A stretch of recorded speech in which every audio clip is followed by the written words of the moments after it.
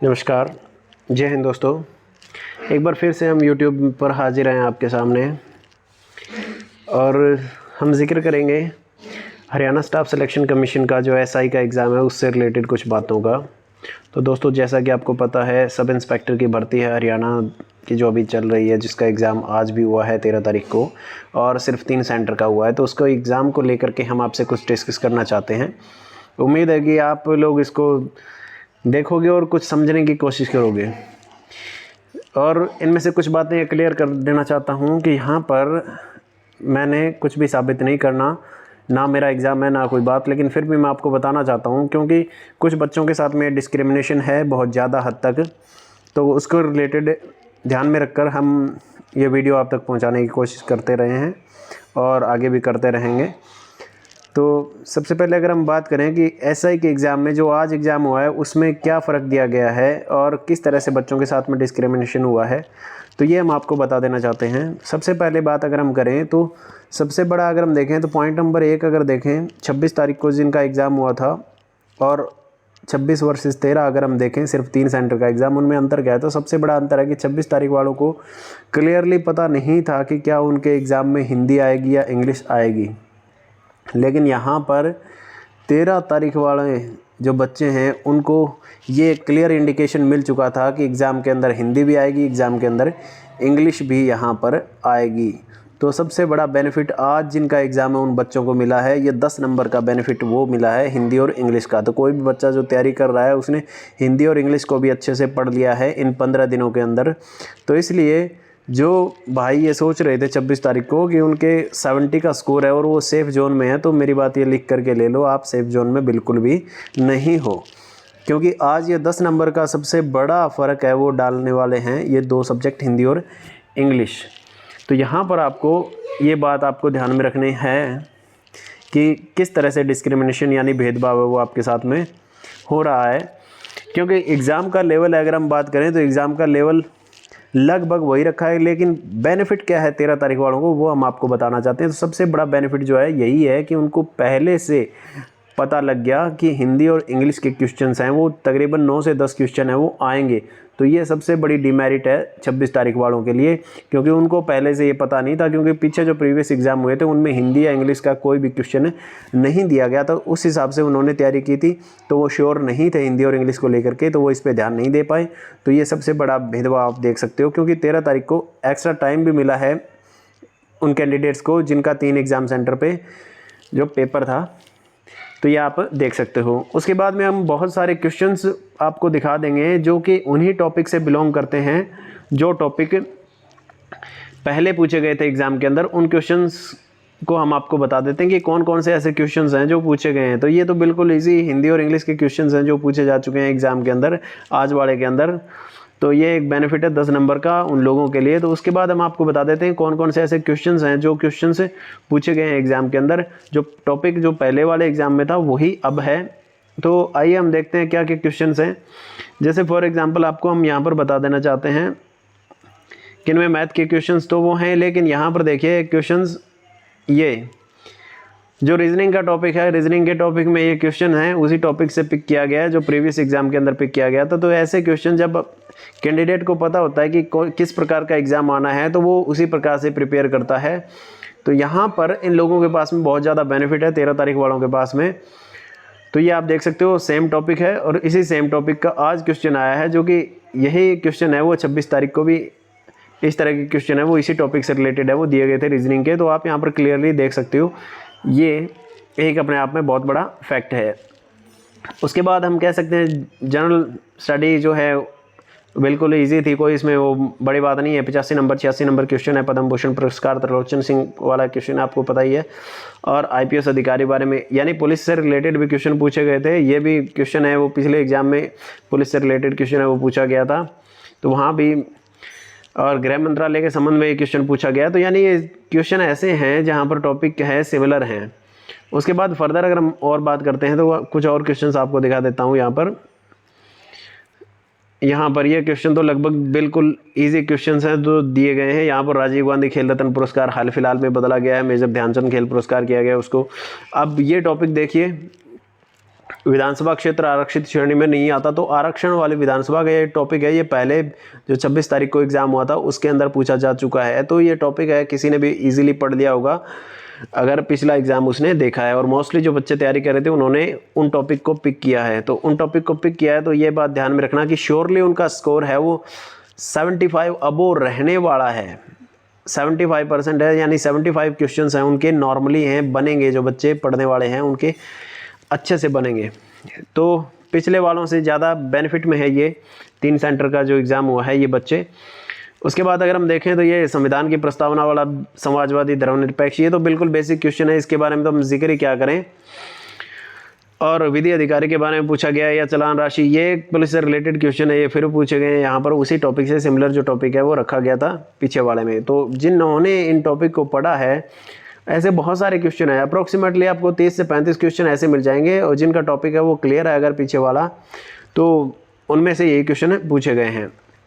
यहाँ पर एक क्वेश्चन और देखने लायक है, ये देखिए, ये वाला जो टॉपिक है यहाँ पर मोहम्मद गौरी पृथ्वीराज चौहान वाला, पिछली बार ये पूछ लिया था तराइन, इस बार ये पूछा तराइन कहाँ है, पिछली बार ये पूछ लिया था तरावड़ी या तरौरी जो लिखा हुआ था ऑप्शन में, यानी सिमिलर उसी टॉपिक से उठाया गया है। तो आप देख सकते हो बिल्कुल ही ये क्वेश्चन हम देख सकते हैं कि सेम टू सेम पैटर्न पे रखे गए हैं और उसी टॉपिक से रिलेटेड हैं जो कि पहले वाले एग्जाम के अंदर दिए गए थे। हरियाणा के राज्यपाल से संबंधित क्वेश्चन है, पीछे आया हुआ था और अभी इसके अंदर दे दिया गया। तो यानी जिन्होंने इन टॉपिक को क्लियरली पढ़ा है उन बच्चों का स्कोर आप डेफिनेटली मान लेना 75 से ऊपर रहने वाला है, क्योंकि उनके पास में एक्स्ट्रा जो टाइम है 15 दिन का टाइम, और 15 दिन के टाइम में वो अपना हर एक टॉपिक जो है आसानी से क्लियर कर सकते थे, ऐसा उनके पास में मौका है और मौका उनको मिला है। अभी अनुच्छेद 35 से किस राज्य से संबंधित है ये सबको पता है, जम्मू कश्मीर वगैरह जो है इन राज्यों से संबंधित है, आप देख सकते हो। उसके बाद पुलिस निर्माण कमेटी एक्ट, ये जो है क्वेश्चन पुलिस से रिलेटेड है। राष्ट्रीय सुरक्षा सलाहकार, सेम सिमिलर टॉपिक हैं, उन्हीं से ये क्वेश्चन है रखे गए हैं जो 26 तारीख के एग्ज़ाम में थे। उसके बाद हम आपको और क्वेश्चन है वो भी बता देते हैं लगभग, तो टॉपिक वही हैं जो उठाए गए हैं। अब ये क्वेश्चन और देखिए, एक टॉपिक और दिखा देता हूँ आपको, ये वाला क्वेश्चन जो 43 नंबर क्वेश्चन है, इंदिरा गांधी से रिलेटेड टॉपिक है, पीछे भी क्वेश्चन पूछा गया था, यहाँ भी पूछ लिया। पिछली बार बीजेपी के कैंडिडेट से रिलेटेड क्वेश्चन पूछे गए थे, उसमें इंदिरा गांधी का भी एक क्वेश्चन पूछा गया था। जो 26 तारीख को एग्जाम था उसमें इंदिरा गांधी से रिलेटेड टॉपिक से एक क्वेश्चन पूछा गया था, और यहाँ भी वही सिमिलर क्वेश्चन है रिपीट किया गया है जो इंदिरा गांधी के टॉपिक से रिलेटेड है, और इसमें इसका नाम पूछा गया है। पिछले वाले में पूछा गया था, एक पीवी सिंधु का भी पूछा गया था, इंदिरा गांधी से रिलेटेड भी क्वेश्चन था, लेकिन यहाँ पर जो है इंदिरा गांधी से रिलेटेड क्वेश्चन है, एक बार फिर से आया है। तो यानी जिसने इसको पढ़ा है एक बार फिर से वो इसको आसानी से कर सकता था।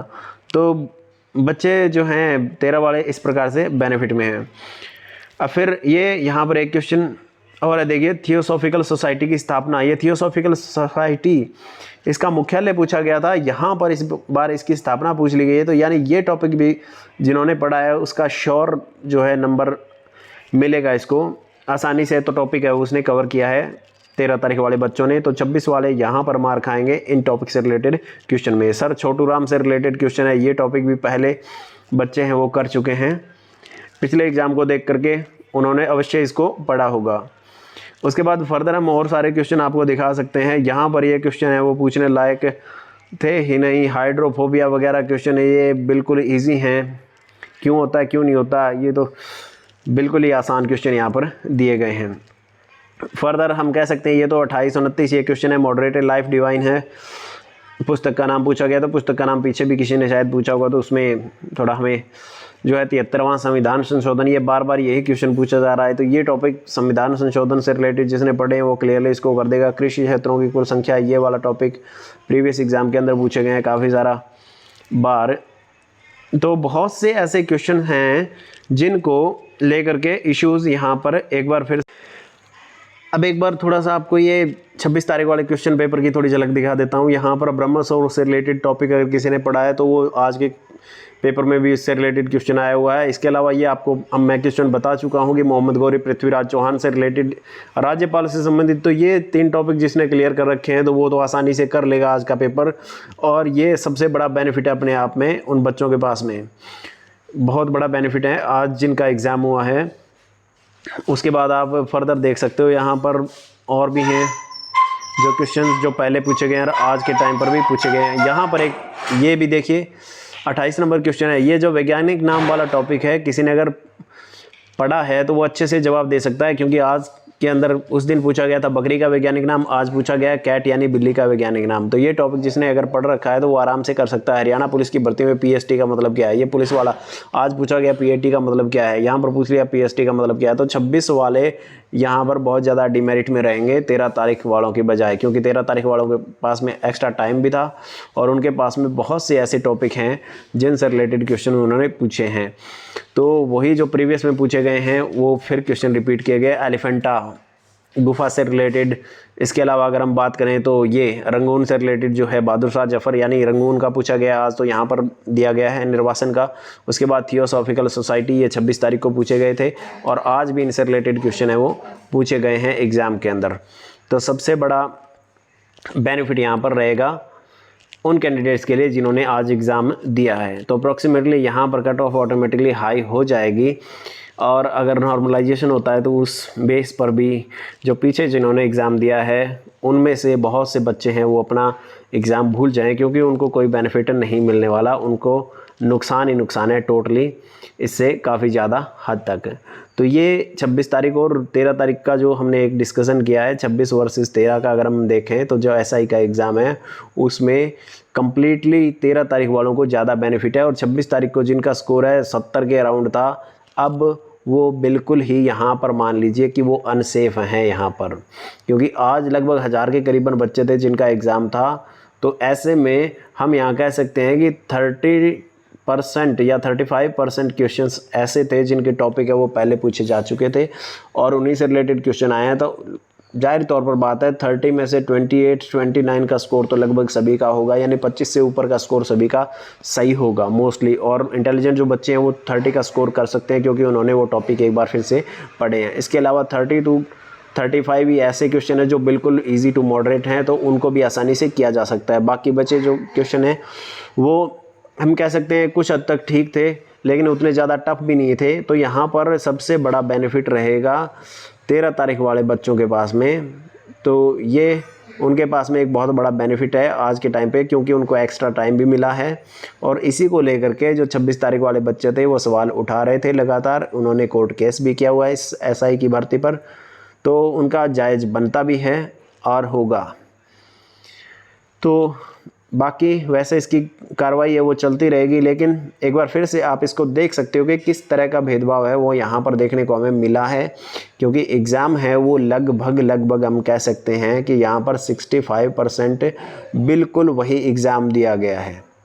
बाकी उसमें थोड़ा बहुत डिफरेंस है, तो उससे आप कह सकते हो कि सबसे ज़्यादा डिमेरिट अगर किसी के पास में है तो वो है 26 तारीख वालों के पास में, उन कैंडिडेट्स के पास में, जबकि 13 तारीख वाले कैंडिडेट्स हैं वो बहुत ज़्यादा फ़ायदे में रहे हैं, क्योंकि एक्स्ट्रा टाइम जो मिला है उनको 10 या 15 दिन का, वो सबसे बड़ा उनके लिए फ़ायदा है। और दूसरी बात, इनको टॉपिक भी क्लियर हैं और 10 क्वेश्चन तो ऐसे हैं जो हिंदी और इंग्लिश के जो इन्होंने अच्छे से अवश्य ही पढ़े होंगे, तो वो बिल्कुल ईजी हैं, उसमें कोई मुश्किल वाली बात नहीं है। क्योंकि इनको पहले से पता था कि 26 तारीख को हिंदी और इंग्लिश आई थी तो इस बार भी आएगी, तो इन्होंने इन दो सब्जेक्ट को भी अच्छे से ज़रूर पढ़ा है। ये सबसे बड़ा 10 नंबर का अंतर है वो बहुत ज़्यादा बड़ा होता है, तो इन कैंडिडेट के लिए सबसे ज़्यादा बेनिफिट है। तो 26 वाले कैंडिडेट हैं वो यहाँ पर नुकसान में रहेंगे।